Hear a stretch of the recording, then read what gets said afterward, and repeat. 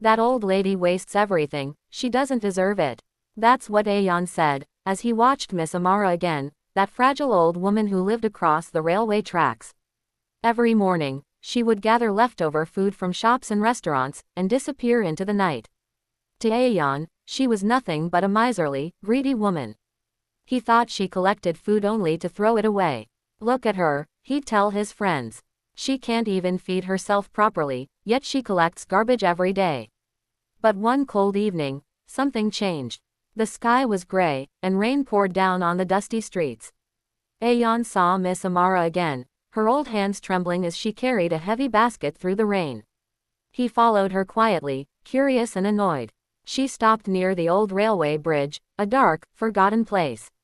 And what Aeon saw next left him frozen. Under the bridge, a group of hungry children waited, barefoot, shivering, their eyes empty. Miss Amara knelt down and gently opened her basket. One by one, she fed them with those same leftovers. The food Aeon thought she wasted. There was silence, only the sound of rain, and small hands holding warm bread. Aeon's heart sank. Shame filled his chest. He whispered to himself, all this time, she wasn't wasting. She was saving lives. That night, he couldn't sleep. He kept hearing her soft voice saying to the children, eat slowly, my angels. Tomorrow, I'll bring more. The next morning, Aeon waited for her. This time, when she passed by, he didn't mock her. He ran toward her and said, can I help you carry that? The old lady looked at him and smiled, a tired, kind smile that said more than words ever could. That day, Aeon learned that kindness doesn't always look grand.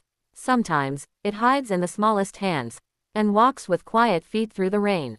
From that night on, Aeon's world no longer looked the same. The streets that once felt dull now whispered stories of hunger and hope. The old bridge, where he saw Miss Amara feeding the children, became the place where his guilt began to fade. Every evening, he started following her again. Not to judge, but to learn. Sometimes she would give away her own bread. Sometimes her only blanket. And sometimes, all she had left was a soft smile, yet she still gave that too. One day, Aeon asked her, why do you do this, Miss Amara? Don't you ever get tired? The old woman looked at him gently and said, when I was your age, I was hungry too. Someone fed me once, and that kindness never left me. So I feed others, to keep that kindness alive. Aeon stood silent. The city lights shimmered in her eyes, and for the first time, he understood what true wealth meant. Kindness was her treasure. The next morning, he went to the market, not to play, not to waste time, but to collect leftover bread and fruits. The shopkeeper laughed. You too, Aeon, you've joined the garbage lady. Aeon smiled. No, I've joined the giving lady. Word spread through the town.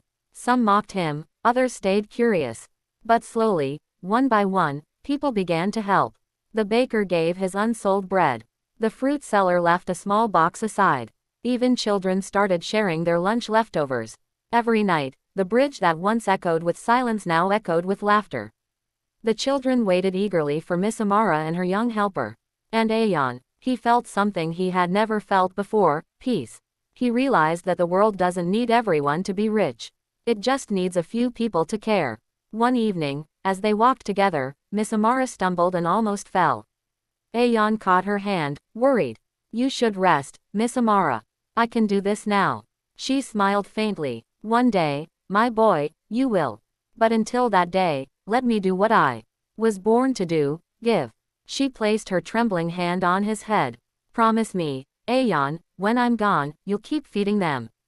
Aeon nodded, holding back his tears. That night, she didn't come back. The next morning, Aeon found her small home, empty, silent. Only her basket remained, with a note inside. It said, kindness is a flame. When it leaves my hands, let it live in yours. Aeon held that basket to his chest, tears rolling down his face. The rain began to fall again, the same rain that once washed away his anger. But this time, it washed his soul clean. From that day, Aeon became the one who walked the streets with that basket. The same streets where he once mocked her. People no longer saw the garbage boy. They saw a young man who gave, quietly, selflessly, and with love.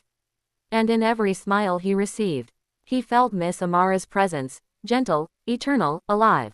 Time passed. Days turned into weeks, weeks into months, and the little bridge that once hid hunger and shame now shined with warmth and laughter.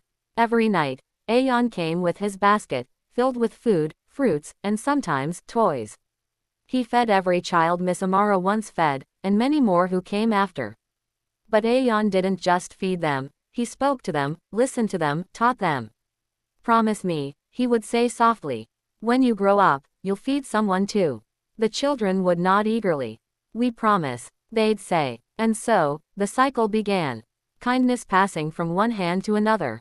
Just like Miss Amara had wished. Slowly, the entire town began to change. The baker started baking extra bread, not for sale, but for giving. The fruit seller began saving the best fruits for the hungry kids. The tailor stitched warm clothes for those who had none. Even the mayor of the town noticed. One morning, he visited Aeon and asked, "Son, what made you start all this?" Aeon smiled. An old lady who everyone thought was wasting food. But she was saving lives. The mayor was silent for a moment. Then he said, "Maybe she wasn't just saving lives. Maybe she was saving this whole town." Soon, Aeon's little act of kindness became known as the Amara Promise. Schools began teaching children about it. People from nearby towns came to help. What started under a bridge had become a movement. Every Friday night, people gathered at the same spot, bringing food, clothes, and stories to share. Aeon would stand quietly, watching the laughter, the joy, the full stomachs. And he'd whisper to the sky, "We did it, Miss Amara. Your flame still burns." Sometimes, when the wind blew through the bridge, he could almost hear her soft voice. "Keep feeding them, my boy, keep feeding them."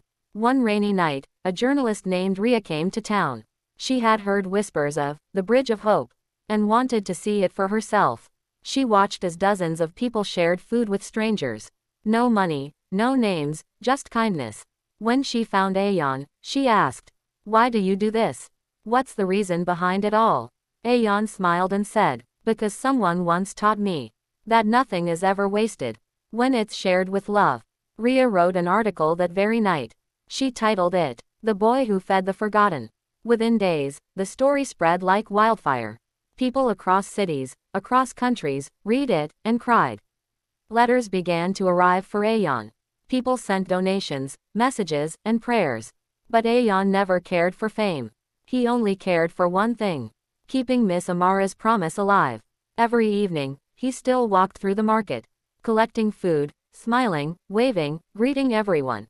And every night, when he handed that food to a hungry child, he whispered the same words she once said, "Eat slowly, my angel, tomorrow, I'll bring more." Years later, when people looked at the bridge, they didn't see hunger or poverty anymore.